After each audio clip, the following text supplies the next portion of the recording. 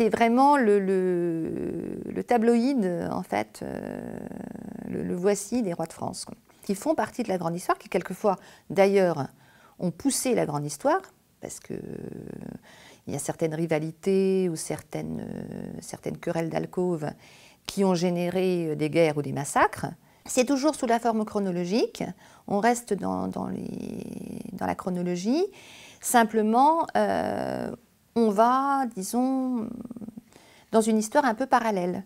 Alors on va avoir par exemple la guerre des favorites sous François Ier, où la favorite de François Ier, Madame d'Étampes, et Diane de Poitiers, qui est la favorite du dauphin, donc du fils de François Ier, s'écharpent au cours d'un concours de beauté.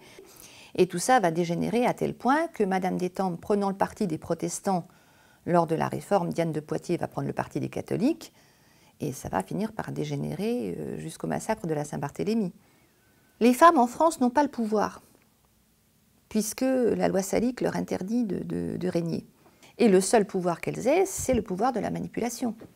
Et ce qui n'a pas changé, c'est le fait effectivement que les hommes de pouvoir éprouvent toujours le besoin de séduire, que les femmes éprouvent toujours aussi le besoin, enfin souvent le besoin de régner par personne interposée.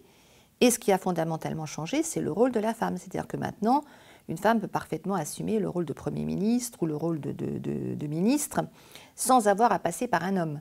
Alors qu'à l'époque, même Madame de Pompadour, qui était la favorite de Louis XV et qui, ipso facto, a été son Premier ministre pendant 20 ans, elle n'était que favorite officielle. Elle n'avait pas le titre de Premier ministre.